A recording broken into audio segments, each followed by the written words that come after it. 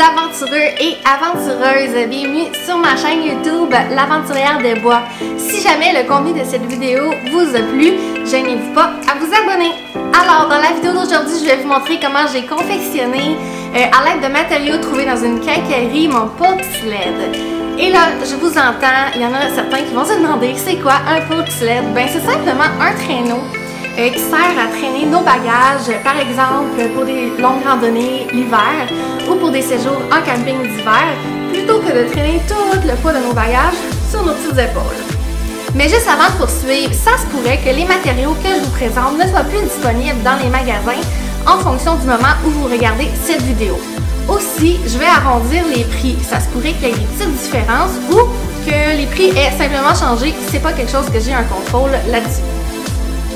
Sans plus attendre, ben let's go, je vous montre ça.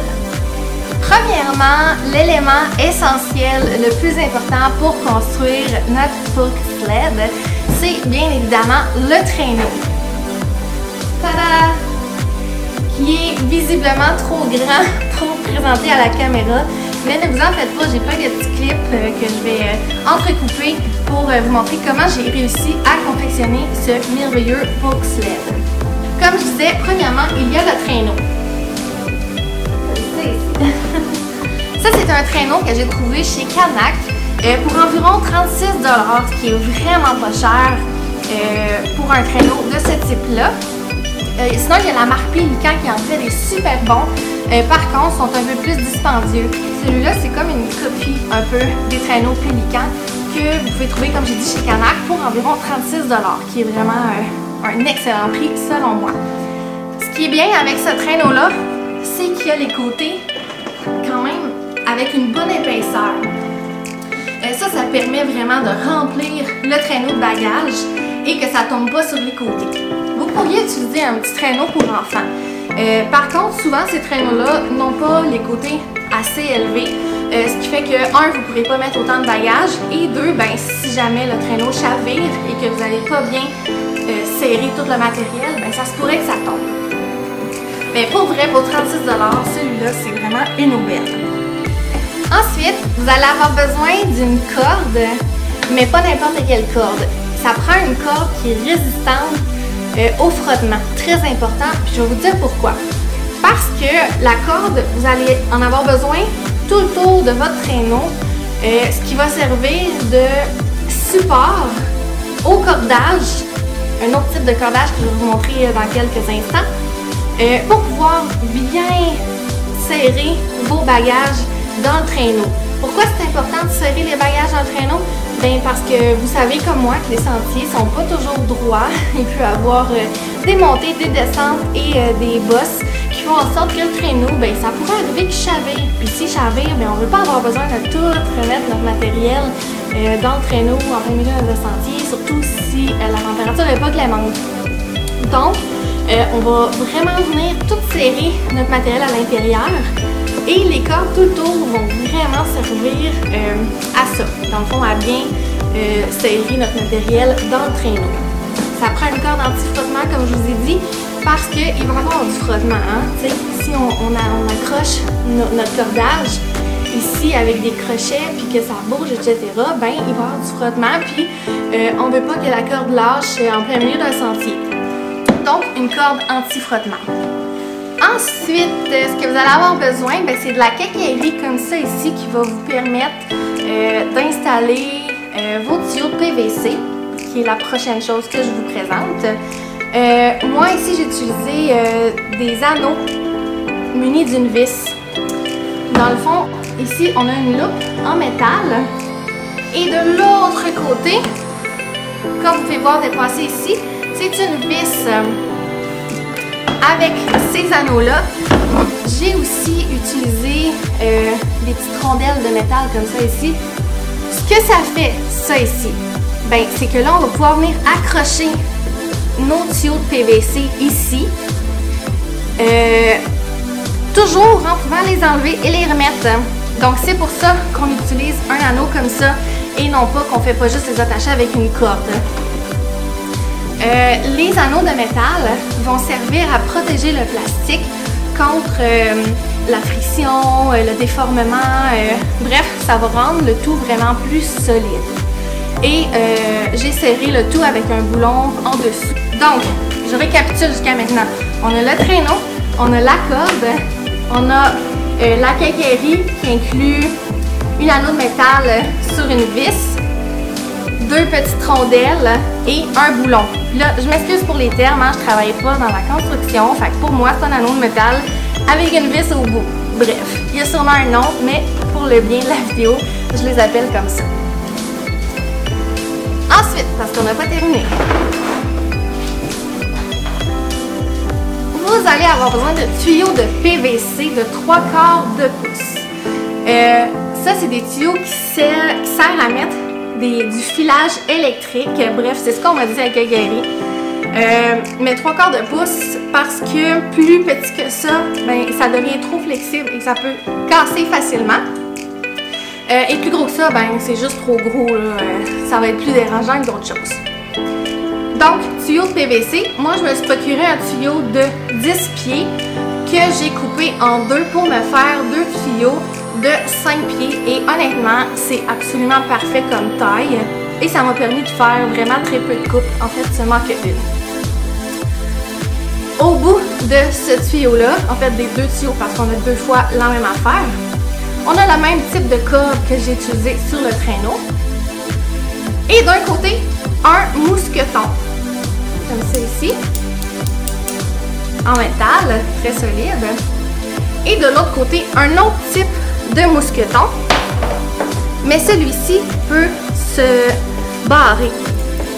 On a une petite roulette ici qu'on peut visser et dévisser, ce qui permet vraiment de barrer le mousqueton. Cette partie-là se rattache au traîneau, alors que l'autre partie, ici, s'attache sur nous, à la taille ou sur notre backpack pour pouvoir traîner le traîneau. Et comme je vous disais, j'ai 2 fois ce principe-là. Comme ça ici. Ensuite, vous allez avoir besoin de simplement une corde ou d'un velcro comme ça. Bref, d'un système qui va vous permettre de bien attacher ensemble au niveau du croisement les 2 tuyaux. Ça va simplement permettre d'avoir un peu plus de stabilité et que les tuyaux restent ensemble environ à la mi-chemin. Vous allez comprendre peut-être un peu plus tout à l'heure. Finalement, le dernier matériau que vous allez avoir de besoin, c'est soit des bungees, comme ça ici. Des bungees, c'est une corde élastique munie de crochets à chaque bout. Ou encore mieux, si vous réussissez à en trouver, ce qu'on appelle un cargo net. Ça, c'est un filet élastique muni de crochets tout le tour. Ça, c'est vraiment génial. Quand j'ai testé mon Polk Sled pour la première fois, je ne les avais pas encore reçus par la poste et j'étais très déçue. Par contre, ça m'a permis de tester les bungees comme ça et ça fonctionne très très bien. La seule différence entre les deux, c'est que ça, on peut en mettre seulement que un sur tout le traîneau et bien l'étirer, alors que ça, ben, ça va en prendre plusieurs, il va falloir faire des croisements pour que ça soit très solide. Mais sinon, les 2 versions fonctionnent absolument à merveille. Mais préférence pour celle-là ici. J'ai tout trouvé mes matériaux chez Canac, sans exception. Les tuyaux de PVC, le traîneau, la quincaillerie, la corde et les bungees. Par contre, le cargo net, ici, je l'ai acheté sur Amazon. Mais pour les gens qui préfèrent aller dans un magasin physique, chez Canadian Tire, il y en a un peu plus cher, mais il y en a. Maintenant, avez-vous envie de voir en détail comment j'ai confectionné cette petite merveille pour la randonnée d'hiver? Let's go! Alors, la première chose que j'ai faite, c'est percer des trous tout le tour de mon traîneau parce qu'il n'y en avait pas. C'est moi qui les ai faites avec une simple perceuse et une mèche bien ordinaire. J'ai fait des trous de façon très stratégique tout le tour de mon traîneau. En fait, ce qu'on veut, c'est qu'on aille de bonnes sections à l'extérieur. Vous allez vraiment devoir bien planifier vos trous parce que si on suit le principe de un trou rentre et l'autre sort, vous allez avoir vraisemblablement des sections qui vont être de l'autre côté du traîneau. Fait que faites attention là, vraiment aux trous que vous décidez de percer pour pas avoir des grandes sections dans le fond de l'autre côté. On veut que nos grandes sections soient vraiment du côté ici sur le dessus. Donc moi j'ai bien planifié mes trous préalablement et une fois que j'étais satisfaite de comment je voulais avoir mes trous, ben j'ai procédé. J'ai pris une perceuse et j'ai fait les trous bord en bord mon traîneau, simplement. Ensuite, une fois que mes trous étaient faits, ben là j'ai vraiment procédé à l'installation de la corde. Fait que j'ai passé une corde dans tous les trous en m'assurant de commencer ici au bout. Je vais vous montrer l'envers du traîneau. Comme vous pouvez voir, c'est pas ici que la corde s'attache. Ce que j'ai fait, c'est que j'ai trouvé le centre de ma longue corde que j'avais préalablement coupée. Et j'ai commencé ici. Donc, j'ai embobiné un bout de corde ici et l'autre bout de corde ici. Ce qui a fait en sorte que j'ai le milieu de ma corde qui est là, au milieu, à l'extrémité du traîneau. Et j'ai pu embobiner chaque côté pour éventuellement avoir ici, là on est en dessous, pour avoir ici mes deux bouts qui sortent pour que je puisse les attacher ensemble. Comme vous pouvez voir, j'ai fait un système d'attache avec des nœuds, mais aussi en mettant des tie wraps pour que ce soit vraiment plus solide. Et là, mon petit truc, ça a été de me laisser quand même long de corde, parce que si jamais la corde lâche en plein sentier, ben je veux pas avoir à dealer avec des petits bouts de corde et pas trop savoir comment les attacher.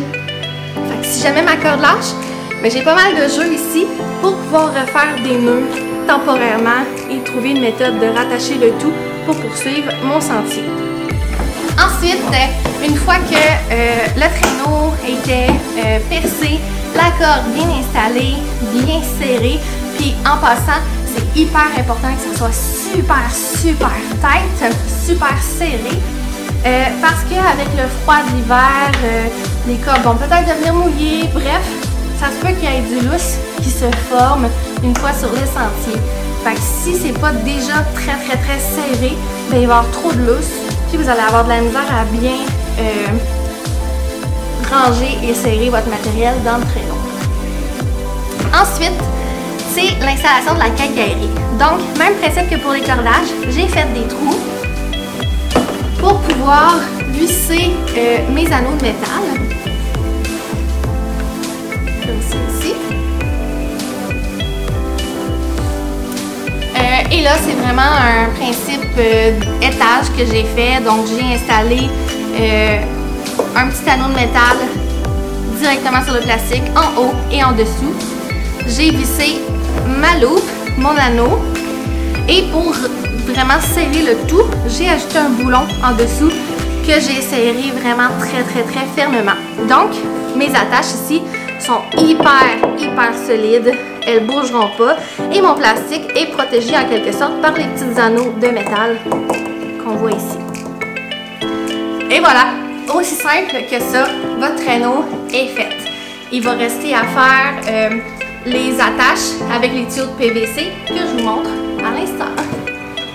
Donc, pour ce qui est des tuyaux de PVC, comme j'ai dit au début, j'ai pris un tuyau de 10 pieds que j'ai coupé en deux 5 pieds. Un tuyau de PVC comme ça coûte environ 6 $, ce qui est vraiment pas cher. Alors, c'est 3 $ par tuyau. Ça vaut vraiment la peine d'investir là-dedans. Parce que si vous utilisez une simple corde pour traîner votre traîneau, ça va peut-être fonctionner si le sentier est très facile et dans les petites montées. Par contre, lorsque vous allez avoir des descentes, le traîneau, ben, il va continuer son chemin, puis il va vous cogner dans l'arrière des jambes. Et là, il y a de très grands risques que ça vous fasse tomber dans votre traîneau. Et on ne veut pas que ça l'arrive. En fait, on veut garder le plus de contrôle possible du traîneau. Donc, les tuyaux de PVC vont faire en sorte que le traîneau va s'arrêter à un moment donné. En fait, il n'y aura presque pas de descente. Il va vraiment vous suivre et qui ne vous cognera pas dans les jambes. Mais aussi, ça va permettre d'avoir un bon contrôle de la gauche et de la droite en fonction des deux tuyaux qui vont être positionnés en X, comme ça ici derrière vous. Donc, quand vous allez tourner d'un côté, ben, c'est le tuyau du côté que vous tournez qui va tirer et ça va faire tourner le traîneau en même temps que vous. Donc, vous allez avoir un bon contrôle. Mais principalement, comme je disais, les tuyaux de PVC sert à que le traîneau ne vous rentre pas dedans lorsque vous allez avoir des descentes, parce que même dans les petites, ça arrive. Ensuite, qu'est-ce que j'ai fait avec les tuyaux de PVC? La première chose, une fois qu'il était coupé, ça a été de percer un trou bord en bord aux deux extrémités. Donc, comme tu peux voir ici, il y a un trou qui rentre là et qui sort ici. Ça fait en sorte de pouvoir installer notre cordage et ensuite nos mousquetons, soit le mousqueton barré ou le mousqueton standard pour pouvoir accrocher le tuyau sur nous, comme c'est ici. Donc, trou aux deux extrémités. On installe la corde que moi j'ai décidé de faire le nœud à l'intérieur pour pas que ça apparaisse. Ça fait une plus belle finition. Mais aussi, ça permet d'éviter que le nœud ait trop de frottement ou soit cogné, et ce qui pourrait éventuellement le lousser et ce qui pourrait le défaire. Une fois que j'avais mon tuyau et mon cordage, ben, j'ai simplement attaché mes mousquetons. Comme ça ici. Donc, pas plus compliqué que ça. Tantôt, j'ai oublié de vous mentionner que la corde que moi je me suis procurée coûtait environ 3 $ pour une bonne grosse bobine. Il m'en reste en masse pour d'autres projets. Ensuite, chaque mousqueton coûtait environ 1 $, ce qui est vraiment pas cher, considérant que j'en ai 4. On parle de 4 $ pour les mousquetons. Et là, une fois que le traîneau est fait et que les tuyaux de PVC sont faits, ben honnêtement, vous avez votre box sled, aussi simple que ça. Maintenant, laissez-moi vous montrer comment j'assemble le tout. La raison pourquoi je voulais que les bâtons de PVC puissent s'enlever du traîneau, c'est qu'ils sont longs et ça ne rentrait pas dans ma voiture. Fait que mon besoin, c'était que je puisse les enlever pour pouvoir bien rentrer le tout dans ma voiture quand que je me déplace au trailhead. Donc, d'un côté, j'ai mes mousquetons qui se barrent.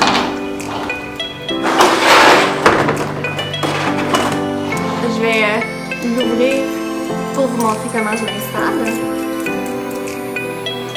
Voilà. Et là, j'ai mon traîneau. Donc, je viens simplement mettre mon mousqueton et je barre le tout. Pouvoir barrer comme ça, ben, ça fait en sorte que mes tuyaux de PVC ne vont pas lâcher. Le tout va rester bien en place. Donc, voilà. Pas plus compliqué que ça, j'ai mon premier tuyau d'installer. Bon, là, hors caméra, j'ai installé le deuxième parce que ça vous servait à rien de prendre ce temps-là pour voir ça. Fait que là, j'ai mes deux tuyaux qui sont bien installés sur mon traîneau. Et qu'est-ce que je fais? C'est que je prends mon petit velcro que je vous ai montré au début. En passant, ça, j'ai trouvé ça dans un kit de cable management. Tu sais, les petits kits qui servent à bien gérer les câbles dans nos bureaux. Tu sais, on a des petits bidules qui servent à attacher les câbles au mur le long des plaintes. Bref, je suis sûre que vous voyez ce que je veux dire. Ben, j'ai trouvé ça là-dedans. C'est vraiment génial parce que c'est un velcro, mais qui est séparé en deux. Donc d'un côté, c'est le côté plus rude et de l'autre côté, c'est le petit minou. Donc j'ai pas besoin de deux parties, c'est déjà attaché ensemble. Et moi, ce que je fais, ben, je viens simplement attacher mes deux tuyaux ensemble au centre, comme ça. Donc là, mes tuyaux vont bien rester croisés et je vais avoir un contrôle maximal de mon box sled. Donc là, ce qui restera à faire à ce moment-là, c'est de remplir le traîneau, de mettre nos bungees ou notre cargo net sur nos bagages pour bien serrer le tout dans le traîneau et d'attacher nos deux mousquetons comme ça. backpack. Si vous traînez pas de backpack, ben je vous conseille de vous acheter une petite ceinture et d'attacher ça sur la ceinture simplement. Donc voilà.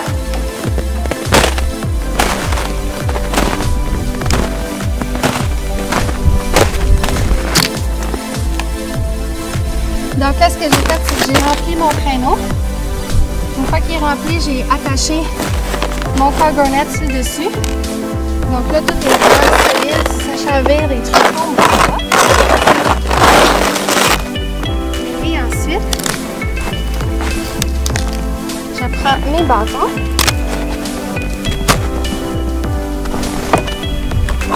Et je viens les attacher.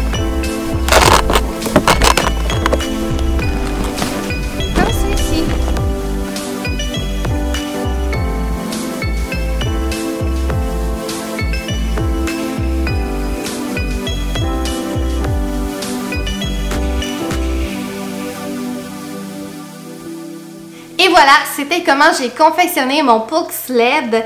Je l'ai testé en randonnée et j'ai trouvé ça absolument merveilleux. Ça fonctionne super bien et ça permet d'avoir le poids ailleurs que sur nos épaules et sur notre dos. Donc, en longue randonnée, ça peut être hyper utile pour répartir bien le poids, mais aussi pour pouvoir traîner un petit peu plus de bagages et être un petit peu plus confortable, soit en camping ou soit en refuge. Fait que si ça vous tente de tenter l'expérience, ben allez-y et dites-moi-le en commentaire si vous avez fait des trucs différents ou si vous avez fait exactement comme moi et surtout si vous avez apprécié faire de la randonnée avec un Polk Sled. Alors sur ce, on se dit à la prochaine aventure!